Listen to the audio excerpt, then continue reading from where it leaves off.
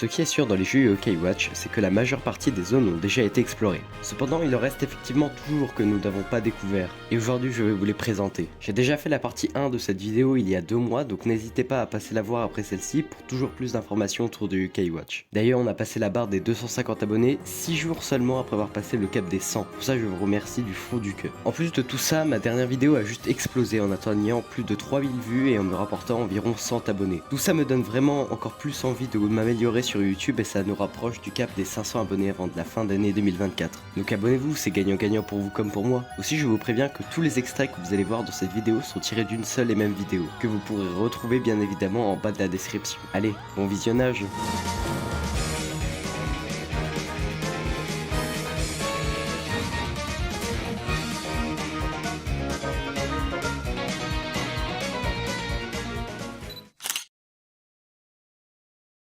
Pour cette première zone, on va parler du cercle bleu.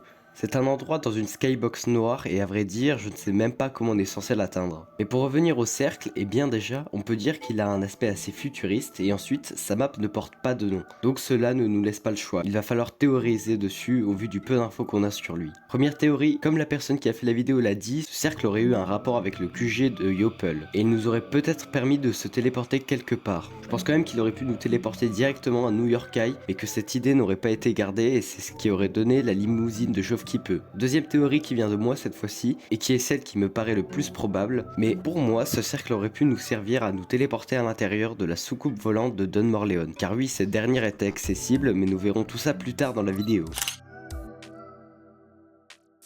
En traversant les murs, on retrouve un magasin d'habits qui n'a honnêtement rien à faire là, car il n'est pas présent et n'a même pas de variante dans le jeu. Personnellement, je pense qu'il aurait dû appartenir au centre commercial de Grandval au vu du nombre de boutiques inaccessibles se trouvant à l'intérieur. Bref, pour revenir au magasin, on peut noter qu'il est composé de plusieurs mannequins habillés avec différentes sortes de vêtements et d'un présentoir avec différents objets de mode en fond. On peut aussi remarquer l'absence de caisse pour acheter ces articles et la présence d'une arrière-boutique totalement vide.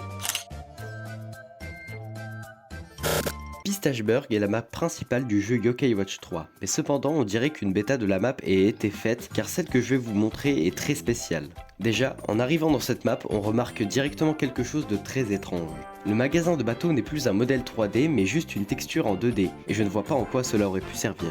En continuant notre exploration, on voit qu'il s'agit en fait de la map de Bethel, et c'est en fait juste une partie de la map de Bethel car on retrouve le bureau de notre père et la grande halle. Mais en avançant un peu plus, on retourne sur un background totalement noir mais cette fois-ci on remarque quelque chose. En dessous de la map de Bethel se trouve l'église et le cimetière de Kawet. Et c'est assez dérangeant parce que tout simplement, qu'est-ce que ça fait là? Moi je pense que ce serait un oubli des développeurs qui auraient initialement utilisé cette zone pour faire des tests mais ils auraient oublié de la supprimer dans le jeu final.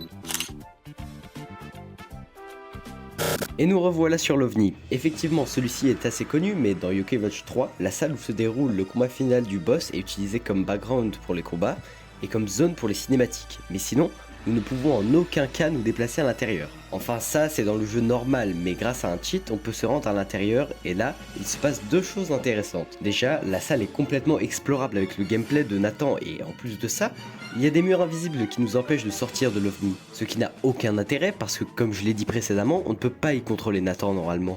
Deuxième chose encore plus intéressante, cette fois, quand on arrive dans la zone, une bannière personnalisée avec le nom du lieu apparaît. D'ailleurs elle est personnalisée à la façon de la tour Morleone, ce qui paraît assez logique au vu de la chronologie des événements dans Yokai Watch 3. Mais ce qui est intéressant avec cette bannière en fait, c'est que dans Yokai Watch, ce sont uniquement les maps accessibles avec le gameplay de Nathan qui possèdent ça quand on rentre dans la zone. Donc est-ce que cet OVNI cache une partie de scénario utilisé? Eh bien la réponse est probablement oui.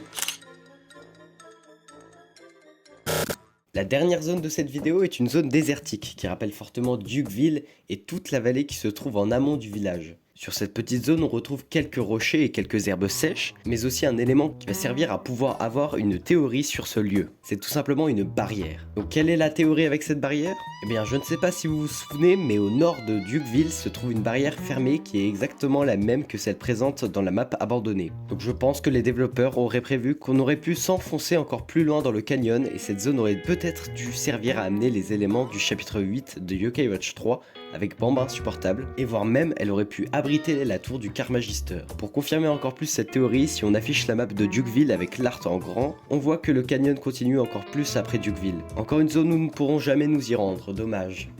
Avant toute chose, désolé, la vidéo d'aujourd'hui a été plus courte que d'habitude car je travaille sur une vidéo autour de la franchise Pokémon qui devrait arriver samedi prochain, donc j'espère que vous serez présents. Je vous informe aussi qu'il n'y aura pas de vidéo du 22 avril au 28 avril car je pars en vacances. Bref, j'espère que cette vidéo vous a plu, abonnez-vous, on est à 50% de l'objectif des 500 abonnés avant la fin de l'année 2024, c'était Xamaz et à la prochaine.